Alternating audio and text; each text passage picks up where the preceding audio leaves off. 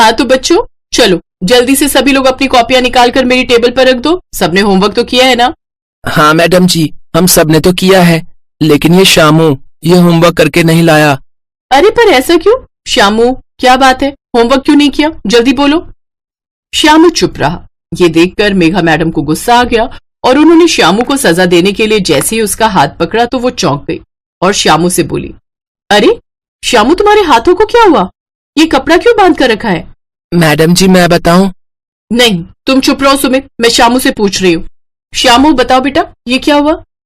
Madam जी वो कल चूल्हे पर रोटी बनाते हुए मेरे दोनों हाथ जल गए। अरे पर तुम रोटी क्यों बना रहे थे? तुम्हारी माँ कहाँ है? माँ बहुत बीमार है मैडम जी, और बाबा शहर गए हैं पैसे कमाने, तो अब मुझे ही खाना बनाना पड़ता है। लेकिन कल मेरे हाथ जल गए तो आज तो खाना ही नहीं बना। श्यामू की बात सुनकर मेघा मैडम उदास हो गई और फिर कुछ सोचकर बोली, श्यामू लो ये पैसे रख लो और अभी जब इंटरवेल होगा तो कुछ खरीद कर खा लेना। कैसे खाएगा मैडम जी, यहाँ तो कुछ मिलता ही नहीं।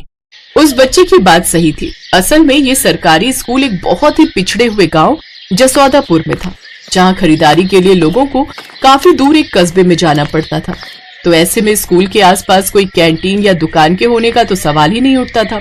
लेकिन आज श्यामू की हालत पर मेघा मैडम को बहुत तरस आ रहा था और जब पैसों से बात नहीं बनी तो उन्होंने अपना खाने का डिब्बा निकाल कर श्यामू को दे दिया और फिर बड़े ही प्यार से उससे कहा, लो श्यामू ये खा लेना, और सुनो जब तक तुम्हारी माँ बीमार है तब तक हर रोज तुम मेरे घर से सबके लिए खाना लेकर जाओगे, ठीक है?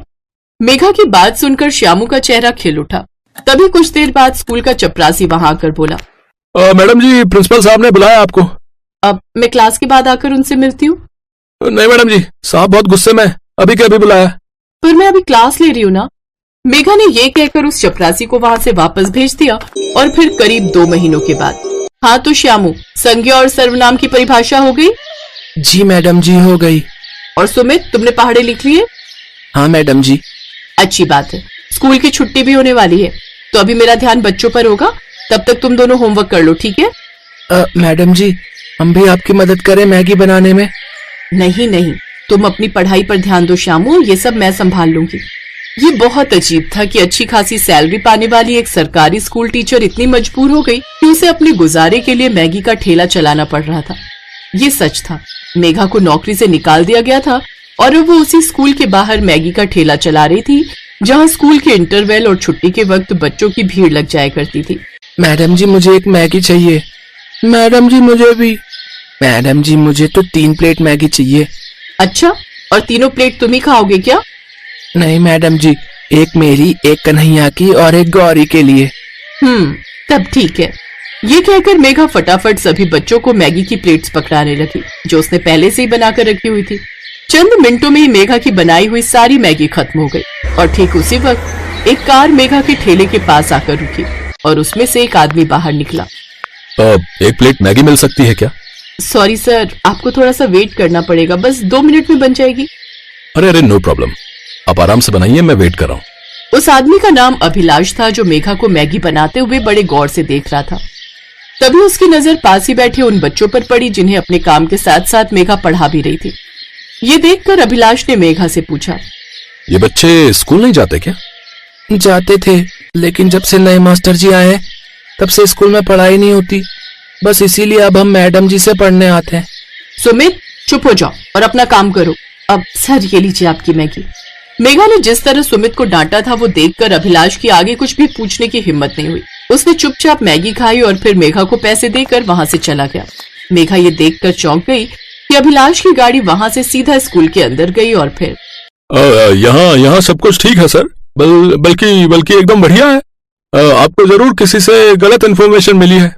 क्या गलत है और क्या सही, ये मैं खुद पता लगा लूंगा चौधरी जी। फिलहाल मुझे आपके स्टाफ से मिलना है और बच्चों से भी। अरे सर उसकी क्या जरूरत है, आप मेरे साथ घर चलिए ना, आपके लिए स्पेशल लंच बनवाया है मैंने। और उसके बाद मैं यहाँ लंच करने नहीं बल्कि स्कूल का इंस्पेक्शन करने आया हूँ मिस्टर चौधरी, और आप मुझे मेरा काम करने दीजिए वरना आपके लिए अच्छा नहीं होगा। असल में अभिलाष इस इलाके का जिला शिक्षा अधिकारी था जो आया तो स्कूल के इंस्पेक्शन के लिए था, लेकिन अब उसे मेघा के बारे में भी जानना था। और फिर क्या तुम सच कह रहे हो? वो मैगी का ठेला चलाने वाली यहाँ टीचर थी, पर उन्हें नौकरी से किसने निकाला और क्यों?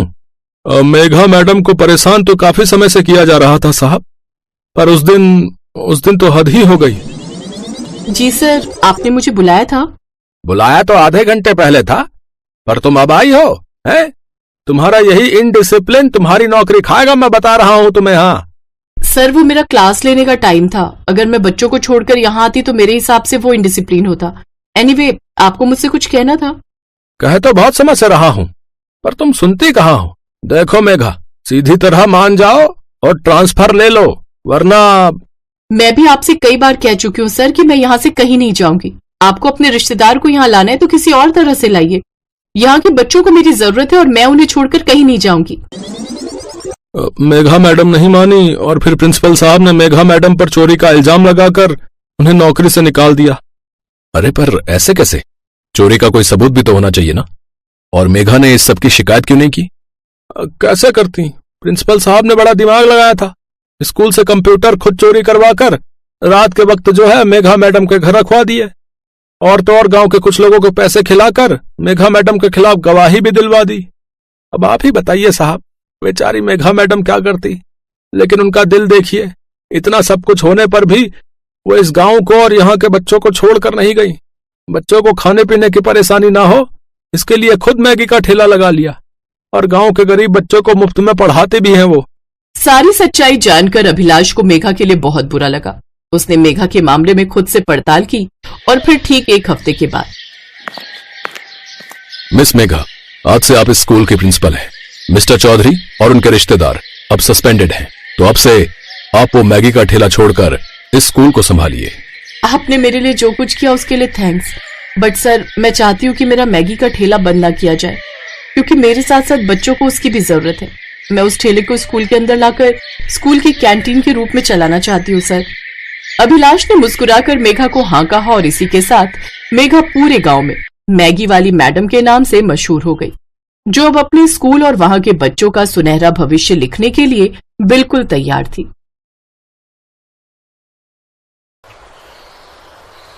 चंदनपुर गांव के स्कूल में पहली टीचर के बदले एक नई टीचर आई थी।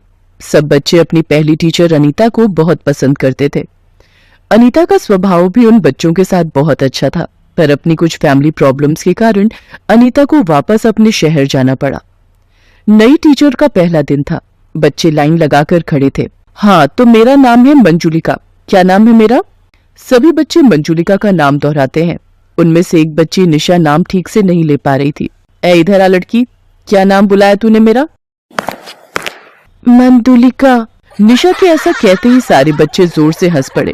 ये देखकर मंजुलिका का पारा हाई हो गया। उसने हाथ पे पकड़ी डंडी जोर से निशा के हाथ पर मारी। निशा चिल्ला पड़ी और हंसते हुए बच्चे सहम गए। बड़ी हंसी आ रही थी ना? तुम सबको अभी बताती हूँ मैं। मंजुलिका सबको डंडे से बहुत पीटती है। बच्चों का रो रो कर बुरा हाल था। अगर किसी ने भी अपने घर जाकर ये कहा कि आज स्कूल में तुम सबकी पिटाई हुई है, तो फिर मुझसे बुरा कोई नहीं होगा, समझे? मंजुलिका की गुस्से से भरी लाल आंखों से बच्चे इतने सहम गए कि उनमें से कुछ बच्चों का तो बाथरूम ही निकल गया। गरीब मासूम बच्चे मंजुलिका से डर गए थे। घर जाकर किसी भी बच्चे ने स्कूल में पिटाई की बात अपने घर वालों को नहीं बताई। कान खोलकर सुन लो तुम सब। कल 10-10 रुपए स्कूल लेकर आना। अगर जो नहीं लाया फिर उसकी क्या हालत होगी ये उसी समय पता चल जाएगा। चोरी करके लाओ या फिर छीन कर लाओ या मांग कर, पर मुझे कल पैसे चाहिए। बेचारे गरीब बच्चे जिनके माता पिता मजदूरी करते थे, किसी न किसी तरह रुपए लेकर स्कूल पहुंचते हैं। पर निशा बहुत ही गरीब बच्ची थी। उसके पिता नहीं थे और उसकी माँ मेहनत मजदूरी करती थी। माँ बीमार थी, इसलिए निशा पैसे नहीं मांग पाई और बिना पैसों के स्कूल पहुंची। कहाँ है तेरे पैसे?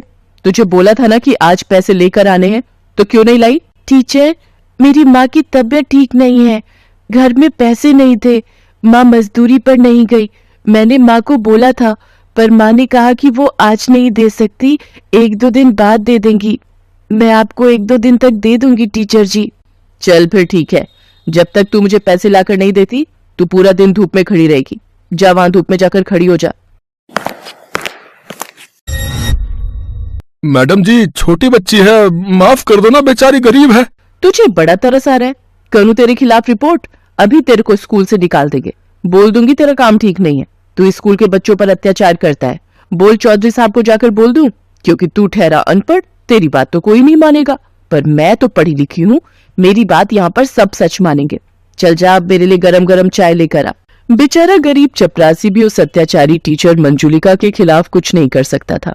चपरासी दीनू जानता था कि मंजुलिका बहुत चालाक है, वो उसके ऊपर कोई भी गलत इल्जाम लगा सकती है, इसलिए वो चुप हो जाता है और बच्चों पर हो रहे अत्याचार सहन करता रहता है। निशा धूप में खड़ी रही। गर्मी का मौसम था। निशा की तबीयत बहुत खराब हो गई। उसे तेज बुखार चढ़ गया और वो स्कूल नहीं गई। ये बुखार की गोली समय समय पर देनी है। गर्मी का बुखार है, समय समय पर पानी पिलाना है, बच्ची को प्यासा नहीं रहने देना है, ठीक है? और कोई चिंता की बात नहीं है। गुड़िया रानी बहुत जल्दी ठीक हो जाएगी। ठीक है वैद्य जी। 2-3 दिन बाद जब निशा की तबीयत में सुधार आता है तो वो स्कूल पहुंचती है। 10 रुपए उसके हाथ में ही थे, क्योंकि वो जानती थी कि अगर वो पैसे नहीं ले गई तो टीचर उसको बहुत मारेगी और सजा देगी। मंजुलिका जी, ये घड़ों का इंतजाम मैंने कर दिया है। यहां पर ये 2 बड़े घड़े पानी के लिए रखवा दिए हैं। दीनू, इसमें ठंडा पानी भर दो ताकि मंजुलिका जी को गर्मी में पढ़ाने में कोई दिक्कत ना आए। सामने घड़ा बच्चों के लिए भी रख दो। स्कूल में बच्चों को भी तो गर्मी और प्यास लगती है। शुक्रिया चौधरी साहब। गर्मी में सच में बहुत प्यास लगती थी। बार बार कुएं से पानी मंगवाना पड़ता था, और फिर बच्चे भी छोटे हैं, उन्हें भी बहुत प्यास लगती है। आपने ये ठीक किया। और कोई काम हो तो आप दीनू के हाथ कहलवा दीजिएगा। आखिर आप हमारे गांव के गरीब बच्चों को स्कूल में पढ़ा रही हैं, हमारे गांव के लिए इतना कर रही हैं, तो हमारा भी कुछ फर्ज बनता है। आपको हमारे गांव के गरीब बच्चों को पढ़ाने के लिए भेजा गया है। ये बहुत बड़ी बात है, पर गांव का चौधरी होने के कारण मेरा भी तो फर्ज बनता है। चौधरी साहब के जाने के बाद मंजुलिका फिर से अपने रूम में आ जाती है। टीचर जी, ये आपने जो पैसे मंगाए थे वो लाई हूँ। ठीक है, कहाँ गायब थी तू? 2-3 दिन से आई क्यों नहीं स्कूल? टीचर जी, मुझे बुखार हो गया था, इसलिए नहीं आई थी। चलो जल्दी से सारे बच्चे स्कूल की सफाई करो। कितना गंदा हो रहा है यहाँ, एक भी कूड़ा नजर नहीं आना चाहिए। चलो सब किताबें अपने बस्ते में रखो और स्कूल की सफाई के लिए शुरू हो जाओ। छोटे छोटे मासूम बच्चे हाथों में झाड़ू पोछा लिए पूरे स्कूल को साफ करने लगते हैं। जिन हाथों में किताबें होनी चाहिए उन हाथों में झाड़ू पोछा था, और ये सब अत्याचारी टीचर मंजुलिका के कारण था। मंजुलिका आराम से अपनी कुर्सी पर बैठी फल फ्रूट खा रही थी और बच्चे साफ सफाई कर रहे थे। कुछ भी कहो, चौधरी साहब के भेजे हुए आम और तरबूज हैं बड़े मीठे। ओ, अरे मेरी चप्पल फिर टूट गई। इधर आओ तुम सब। तुम सब में से मोची किसका बाप है? टीचर जी, मेरे बापू जूते पालिश करते हैं। अच्छा, ये तो बहुत बढ़िया बात है। ये हुई ना अच्छे बच्चों वाली बात। चल, अब ये मेरी चप्पल आज घर ले जाना और अपने बापू से जुड़वा लाना। हाथ आगे कर। तू भी क्या याद रखेगा कि टीचर ने तुझे तरबूज खाने के लिए दिया है। ले, पकड़ टुकड़ा। टीचर, ये आपके मुंह का जूठा है, मुझे नहीं खाना। क्या कहा? नहीं खाना? झूठा खिला रही हूँ? अरे तुझ जैसे भिखारी गरीब के बच्चे को एक तो मैं दे रही हूँ, ऊपर से मुझे नखरे दिखा रहा है। अब तू पिटेगा, इतना पिटेगा कि तू हमेशा याद रखेगा। मंजुलिका ने डंडी उठाई और जोर जोर से बच्चे को पीटना शुरू कर दिया।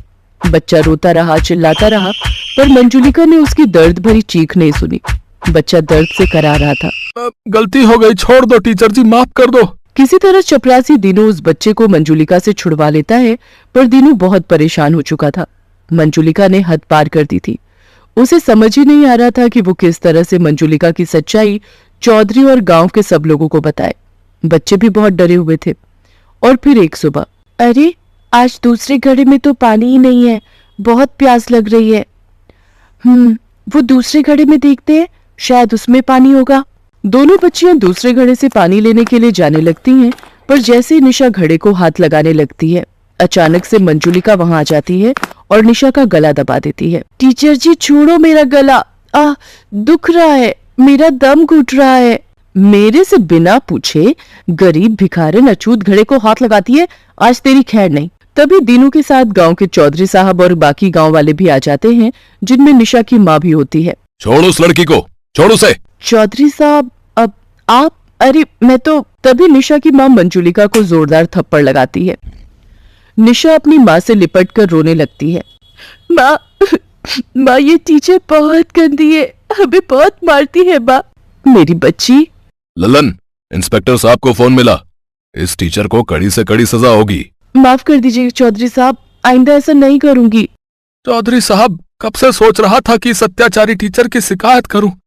पता नहीं भगवान ने मुझे कहां से हिम्मत दे दी और मैंने आपको कल रात सब कुछ सच सच बता दिया। आपकी आंखों के सामने गुनहगार है चौधरी साहब।